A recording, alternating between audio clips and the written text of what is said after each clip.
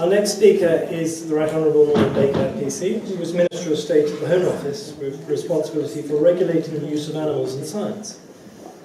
Mr. Baker will be considering what steps the government can take to introduce a more compassionate approach to animal welfare. Thank you. Ben, thank you, and thank you for inviting me along today. I think this is called a graveyard slot when you've been listening to people all day and you have to listen to somebody else for a period of time. And I think, unlike certainly our last interesting speaker, I should be less philosophical, if I may, and slightly more practical, not least of all because if you're a politician and indeed as a minister, you come across a whole range of issues where they come to you and you have to take decisions on them. And it may be that they come out with any philosophy you have yourself, and you have to retrofit a philosophy there and then to the decision that you're taking to find out what you think is the right thing to do. There are considerations that politicians or ministers will take. They are political ones, of course. What will the party think? What will the coalition think? Will this go through Parliament? All those sorts of mundane matters. But there are also decisions which are ethical, which have to feature, and any minister or politician who doesn't have ethical or philosophical questions to ask themselves and apply the answers is, in my view, not doing their job properly. Sometimes, of course, the ethics aren't clear, but sometimes they are, and then the challenge is to take the right decision, irrespective of the consequences which may flow from that decision. I'm going to begin by talking about the Tasmanian tiger. I don't know if you know anything about the Tasmanian tiger. You're all looking rather bleary-eyed about the Tasmanian tiger, but the Tasmanian tiger wasn't a tiger, that's the first thing to say. The Tasmanian tiger was a dog-like creature, as befits an Australian animal. It was marsupial, with a pouch. It derived its name from the distinctive tiger-like stripes that crossed its rear half. But in any case, it's no more. It's a victim of mankind's ever-increasing capacity to shape and damage the earth. And species are now becoming extinct in alarming numbers, way in excess of the background rate that you would expect to occur, and that is the difference between what would happen naturally and what's happening as a consequence of human intervention. And by the time I finish my little contribution today, one more species somewhere on the earth will have become extinct. 1 hour roughly is going, that's what we're seeing. And sometimes plentiful species, which have existed for thousands of years, millions of years, will vanish almost overnight. The passenger pigeon was once North America's most common bird, darkening the skies, literally, with its huge flocks. And at one point, the population reached 5 billion, estimated 5 billion birds. And it was that in the 19th century. The taste of the bird was prized, guns were invented, hunting sought off, and with a rapid decline in numbers from 1870 onwards, the last wild bird was shot in 1900. An amazingly fast decline. The last captive species disappeared in 1914, and there endeth the passenger pigeon. You can, of course, find photographs of the passenger pigeon and the Tasmanian tiger if you wish to use the internet subsequently to see what they look like. Because hunting had finished off the Tasmanian tiger as well, over a period not much longer. When the danger of extinction was formally recognised in 1901, formally recognised by the government in Tasmania, what was the response of the population? The response of the hunters was to increase the numbers that they sought to shoot because they wanted to have one before they lost their chance to do so. And that was the response. So it accelerated the extinction at the time. And the official protection of the species by the Tasmanian government was introduced only on the 10th of July 1936, uselessly 59 days before the last known species died in captivity. Now in 2016, chasing endangered species, for the same reasons as people chase the Tasmanian tiger, has become professional and brutal big business. Rare species and parts from them command big money and now constitute the third largest illegal trade in the world, behind only drugs and arms, although rather depressingly human trafficking is coming out fast on the rails. The size of the trade is staggering. Tigers, the real ones, not the Tasmanian ones, which numbered around 100,000 in 1900, now have fewer specimens in the wild than are in captivity in the United States. Central Africa has lost 64% of its elephants in just a decade. And every year, 73 million sharks are slaughtered for their fins. This is just rampaging through the world in the pursuit of money. That is what's happening at the present time. So all these extinctions, by and large, almost without exception, are going to be man-made. Some may be unintentional. They may be as a consequence of activity which has led to climate change, where species are unable to transfer to a different part of the globe in order to keep their environment as they wish to have it. It may be as a consequence of pollution, and some of the pollution incidents which are occurring, for example, in China at the moment, are absolutely horrendous as people seek to extract gold and other metals from the ground. It may be as a consequence of development and the removal of countryside. It may be as a consequence of intensive farming, and the loss of barns, for example, has led to a diminution in the population of bats. Hedgerows being ripped up leads to bird populations being affected. So some of these extinctions or depreciations in population are, if you like, unintentional. But the fact is that there are now, in the world today, half the number of wild animals which there were 40 years ago. And I was interested in the suggestion that we've been on the planet for about a microsecond compared to how long it's been since the Big Bang. 40 years is even less than a microsecond, and that's what's happened in terms of the numbers of population of wild animals. But some have been all too intentional, these extinctions, for the same reason the Tasmanian tiger went: greed to exploit what's left before it finally goes. That's the motivation. While I was a minister at the Home Office, Minister for Crime Prevention, I took a great deal of interest in the work of the UK's National Wildlife Crime Unit, and indeed visited their premises at Heathrow, where they housed an eclectic collection of endangered species, which I was able to see, seized by the unit while in transit through the UK.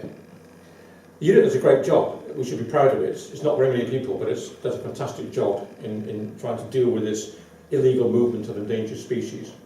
But I fear that the consequence of their activity is not to curtail the trade, but to reroute it through less fastidious airports than Heathrow presently is. I also co-hosted a very encouraging international summit in London in 2014, opened by Prince William, where 41 countries signed a declaration committing all sides to action, but having heard the evidence, they couldn't really do anything else. Now, the poachers who operate in Africa, not just in Africa, but largely in Africa, these aren't lone mavericks toting a rifle, trying to provide food for their families. This is not what is happening in Africa. All too often, these poachers arrive in large numbers, in military helicopters, armed to the teeth, and when they land, they machine gun everything in sight when you touch down, including any rangers, unfortunately, have to be in the line of fire. That is the scale of what we're now facing.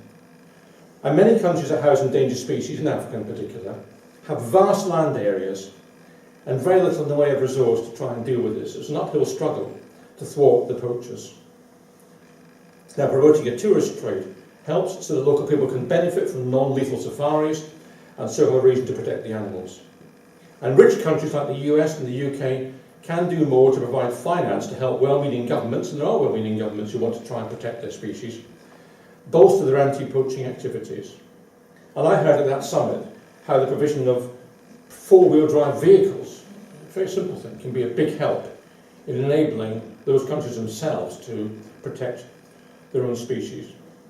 But of course the real answer is to cut off demand for the smuggled goods in the first place, cut off the market. Sometimes those endangered species are trophies.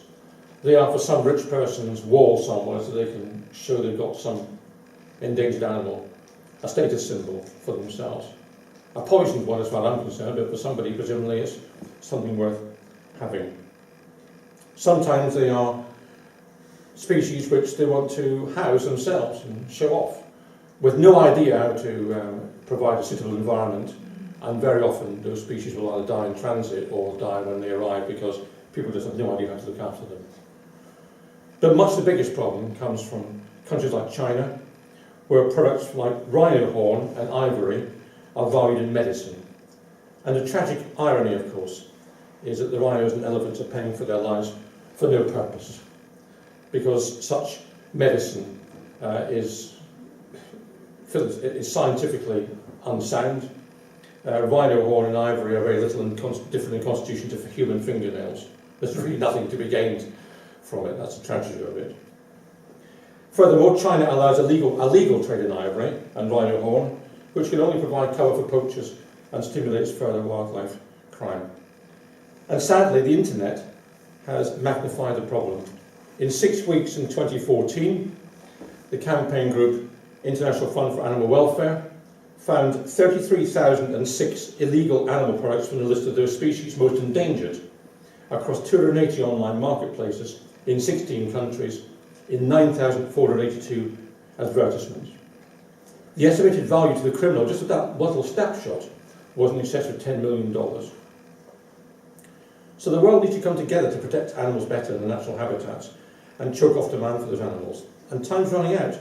I don't think we want our children and grandchildren to grow up in a world where the rhino joins a passenger pigeon in extinction and the tiger joins the Tasmanian tiger in extinction. Now, we can tackle each problem individually, and indeed in some ways we need to. You can liaise with China to try and change our laws on ivory. You can help an individual African country. You can deal with an internet website. But actually, all you're doing is kind of slowing the progress of extinction. That's all that's happening doing that. So this needs, in my view, an underlying philosophical approach, which is then accepted by the world at large, and which underpins legislation. So rather than identifying an individual problem and saying, how do we deal with this particular issue, it's about finding a philosophy that can be applied universally and provides that sort of solution. And that's why I'm interested in the work of Albert Schweitzer, and indeed in other pieces of work which have been done by others who have tried to address this. I was also interested in the discussion, the linguistic discussion, having been an English teacher in a previous life, about reverence as opposed to awe. Awe, of course, implies an element of not just respect but fear as well as a word. Reverence is, as you say, slightly less strong in that sense, and Ehrfurcht, certainly in German, would be a stronger word. However, let's settle for reverence, as that's what people are using. Let's settle for that for the time being, why not? If we all have reverence for life, then the problem's solved, isn't it? So that's fine. And Schweitzer, I know in your introductory material you sent round, wrote, until he extends a circle of his compassion to all living things, man will not himself find peace. And I think it's important to understand that we all are part of a one whole. We are part of one whole. The Gaia philosophy, which is very, very popular with people in the last 20 years, hippies in particular, but not just hippies, scientists as well, or hippie scientists as well in particular. You know, this is not terribly different to what it seems to me, to what Schweitzer was saying himself.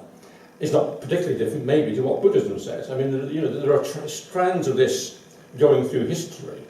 So we don't have to reinvent things, we just have to tap into what's already there and try to get it accepted in a more universal way than presently exists. And unfortunately, here I digress slightly, there is an unwillingness, and I think one of your slides in the last presentation touched on this, an unwillingness to think deeply now in some circles. I mean, we're now entering an internet phase where people are interested in sound bites, interested in 10-second observations. If you can't deal with it in 10 seconds, they don't want to know. And with my politician's hat on, this is why people with simplistic solutions are now becoming quite popular and winning votes. Let's hope it doesn't quite reach that position in the US very shortly, but we'll find out. But that is what's happening.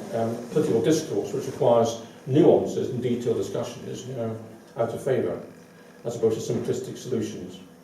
I think the history of the 20th century suggests simplistic solutions don't actually help them matters very much at all. So, there's a religious element to be pulled into this, and it's often said that many of the world's religions, the most major religions, are not terribly different in terms of what they're saying. Actually, I'm not sure that's entirely true, and certainly one strand of Christianity seeks to give human beings dominion, I think that's the word, over animals and over plants, over the earth. I'm not sure I accept that. As far as I'm concerned, I'm an entity on this planet, but so is that piece of grass out there. And I don't think we should be having dominion over things. I think it's the idea of dominion has led to some of the excesses which human beings have engaged in, particularly in the last 50 years.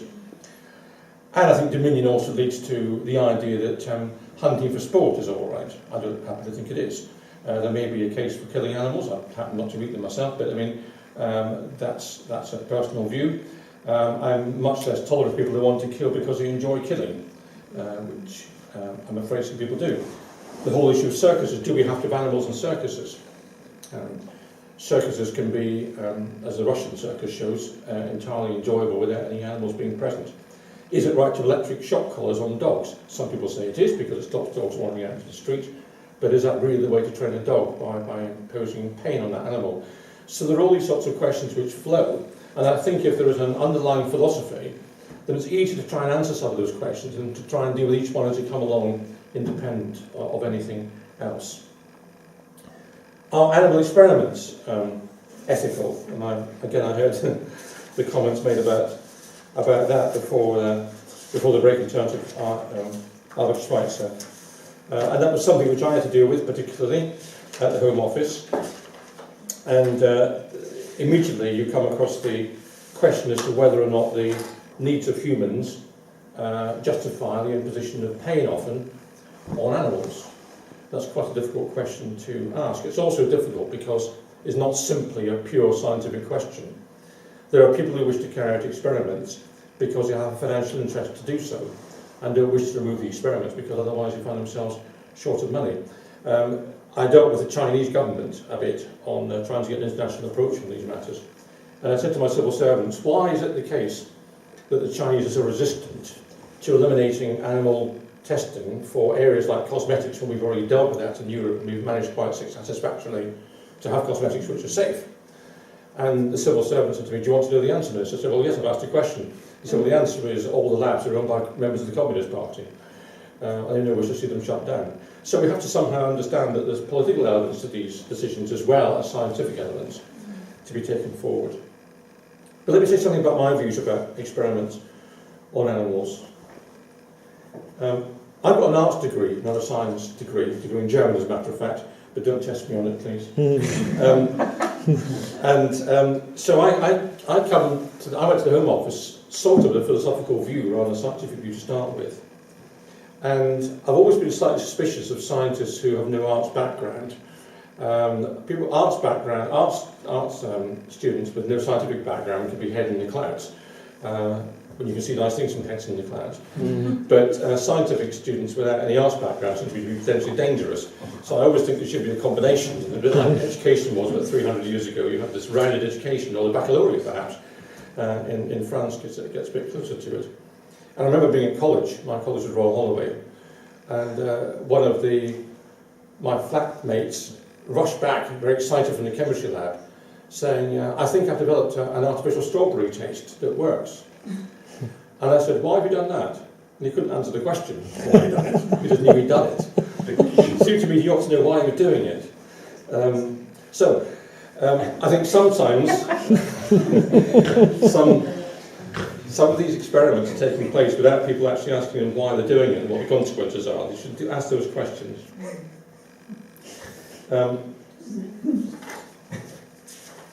So when I came to the Home Office, I came there with a prejudice, if you like, was to dislike the use of animals in experiments and seek to see them used only where there's a clear benefit and there's no alternative. That seemed to me to be a reasonable and rational approach to take.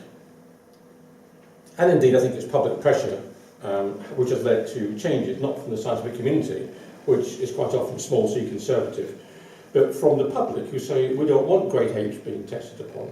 We don't need cosmetics tested upon, and the advances, in my view, have come from the public, putting pressure on the politicians. And perhaps that's the way it should be. So my approach was to seek to minimise the use of animals and minimise the pain they suffered when they were used.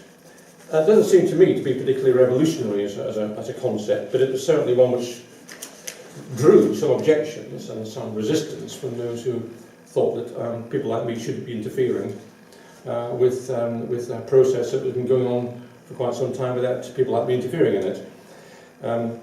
However, the 1986 Act, the Animal Scientific Procedures Act, is actually one of the better and more robust acts of Parliament anywhere in the world in terms of controlling animal experiments, but it didn't still go as far as I would like.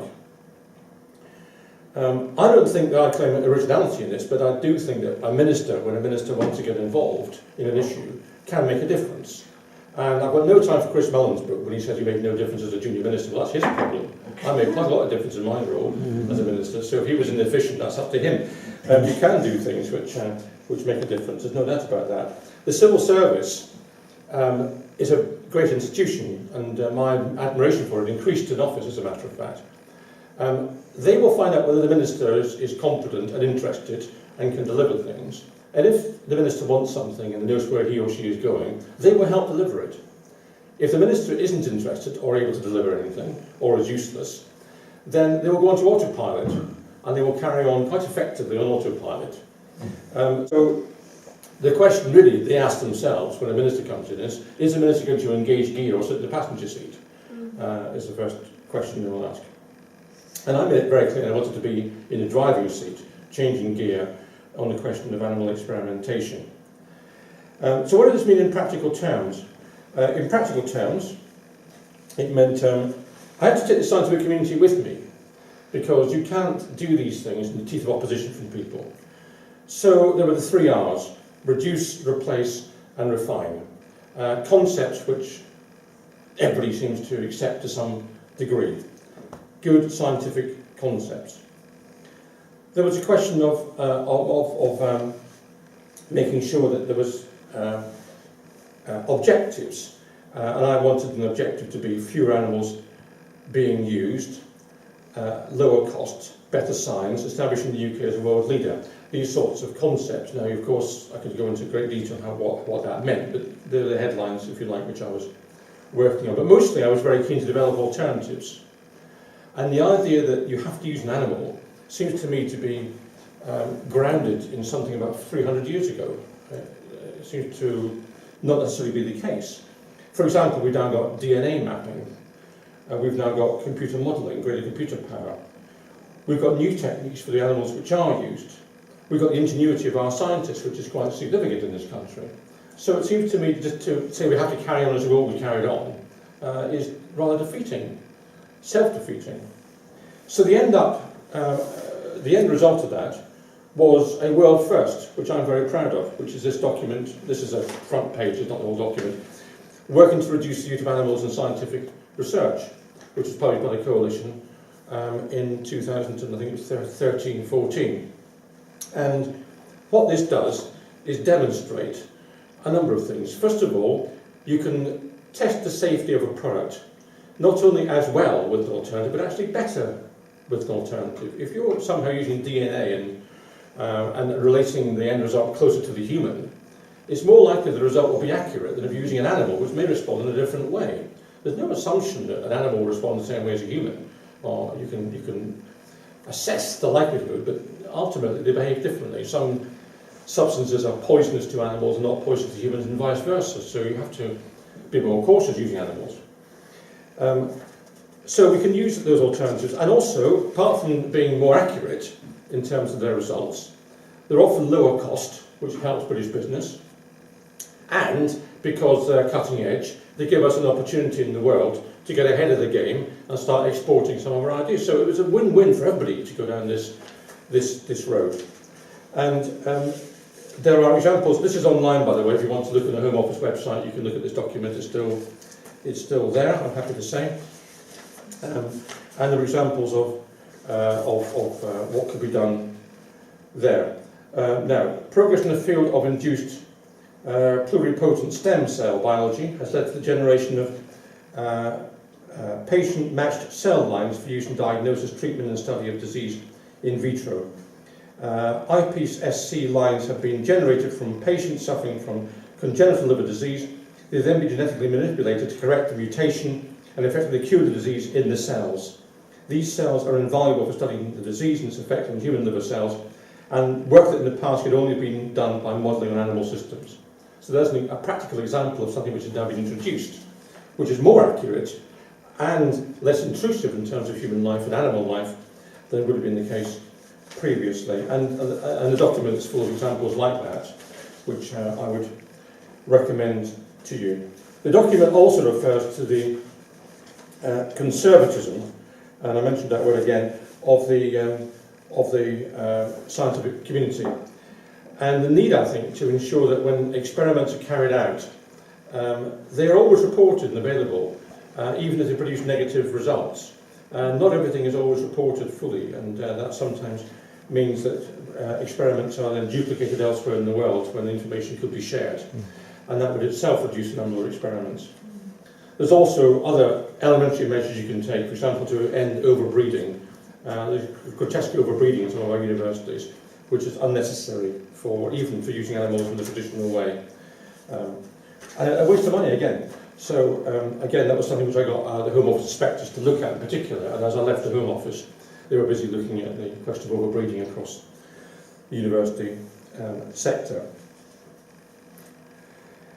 So that's animal experiments. A more difficult question, perhaps even than that, is the question of animals for food.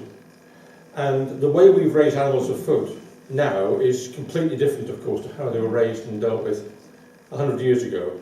And perhaps people still have this idea of farms as places where you wander around and you come in the driveway and a couple of chickens run in front of you, and then there's a couple of pigs in the corner and a cow appears suddenly, and there's a nice barn, and there's all like the wooden tops or something else like that, so some sort of ancient television programme.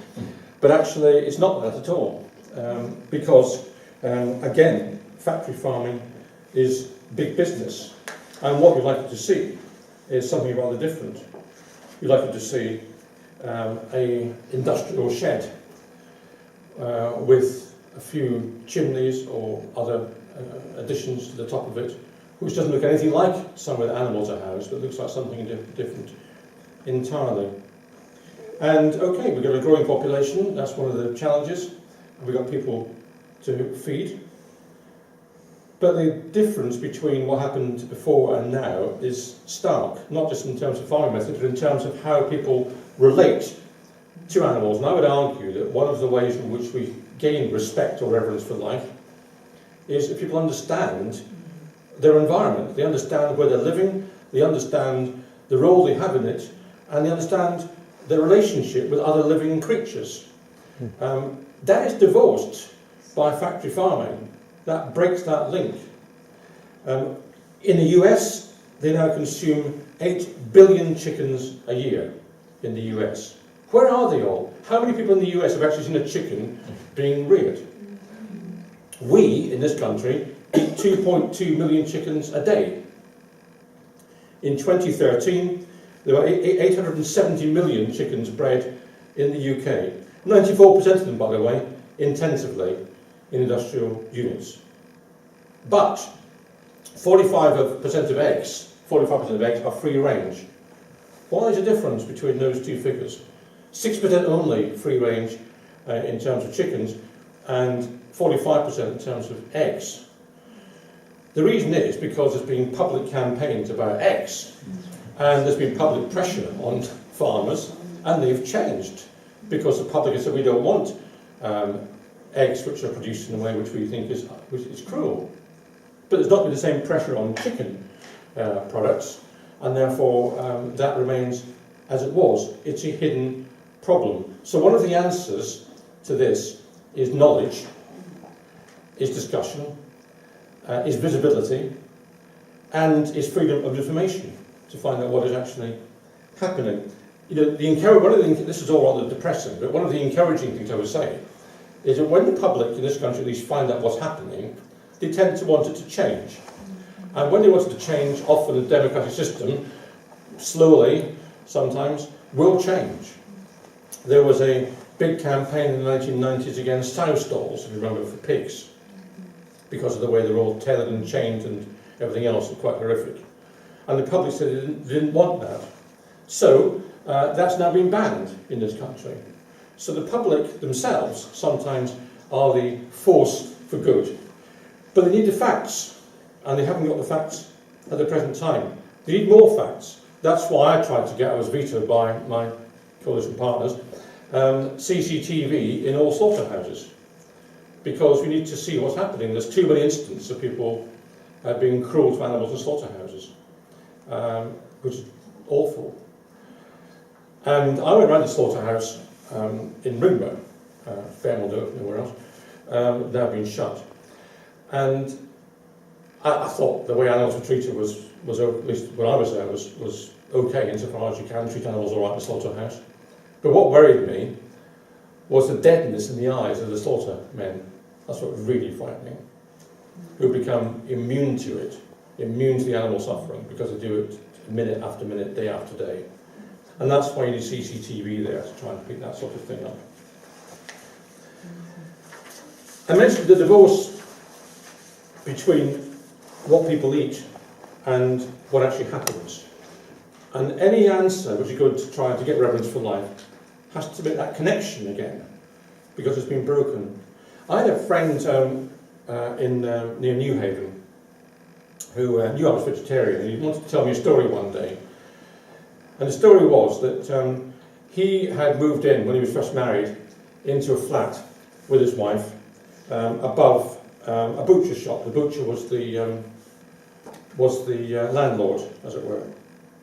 And the landlord came up to him within a week and knocked on the door and said, "Look, I'm really, really sorry, but I'm desperately short of people. Can you come and give me a hand?" So, of course, he said yes to his landlord. He went downstairs and the landlord said, if you go in that shed and strangle those 100 chickens, please.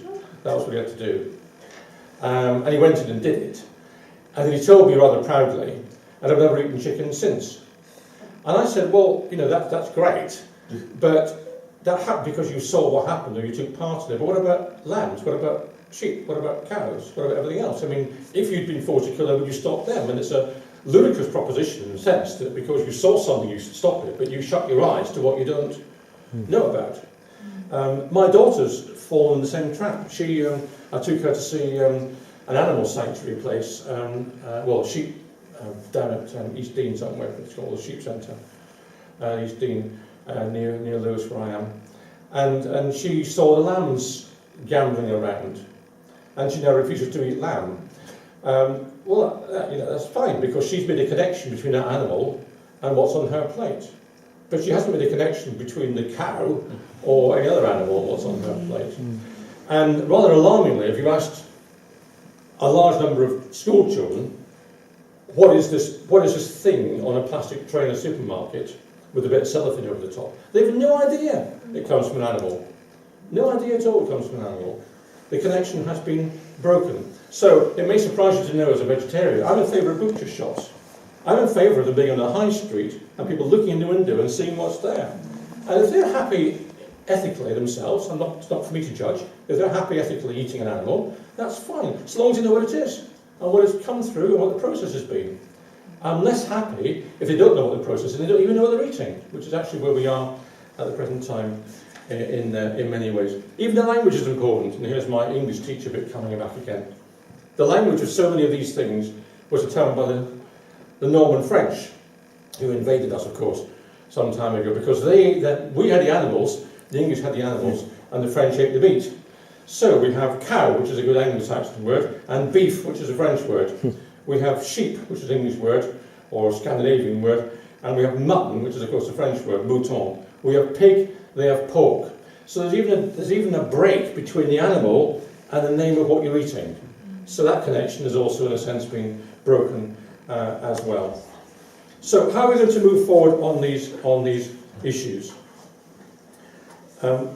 Politicians have to get involved. You may not like politicians, but politicians, everything is political in life. The colour of that seat's political, whether that door's got opens automatically or doesn't open automatically, everything's political.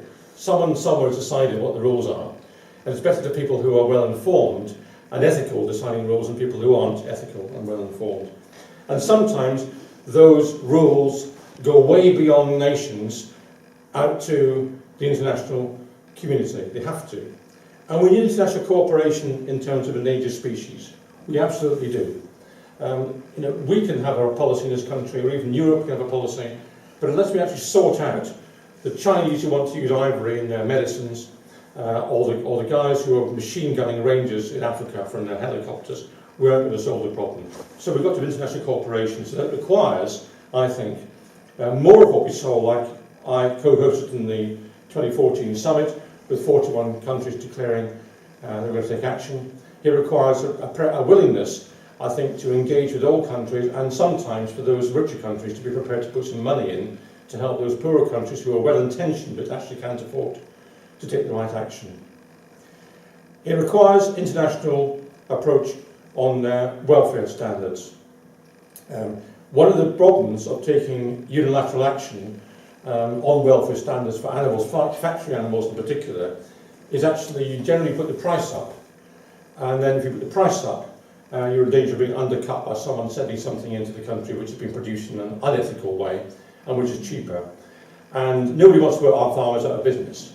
So we have to somehow try to raise these standards internationally.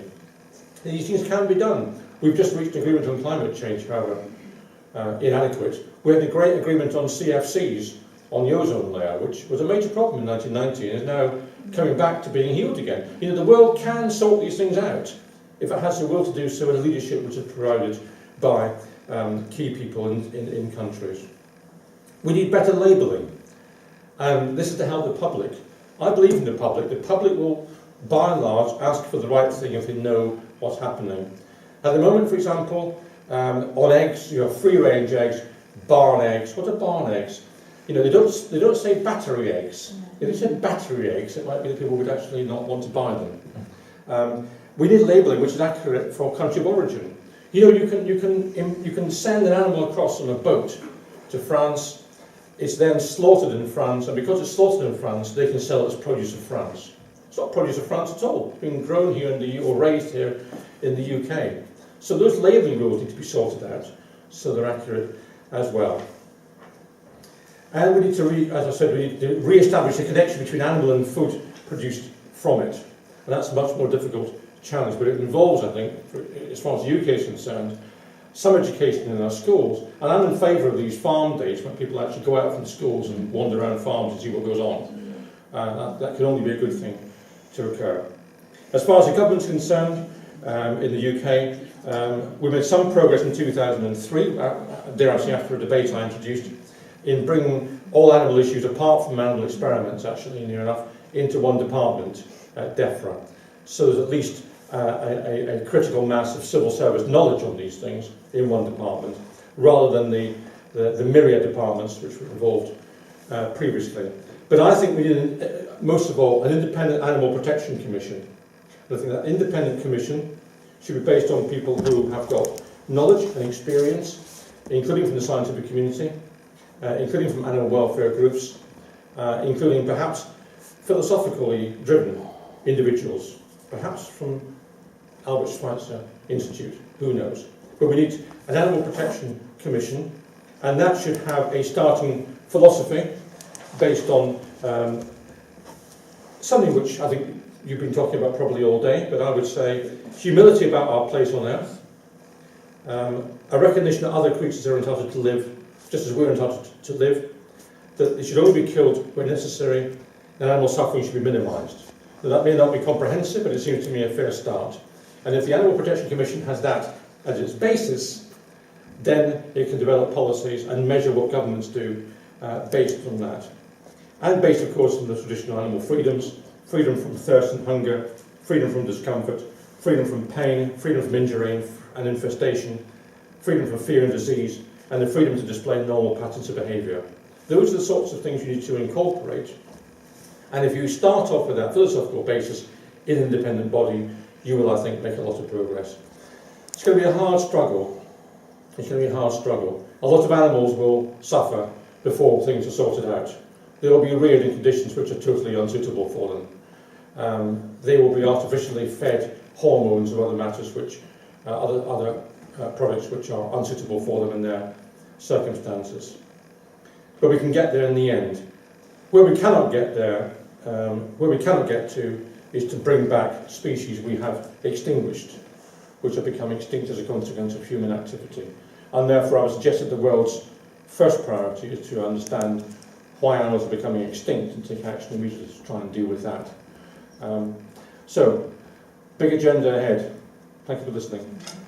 Thank you.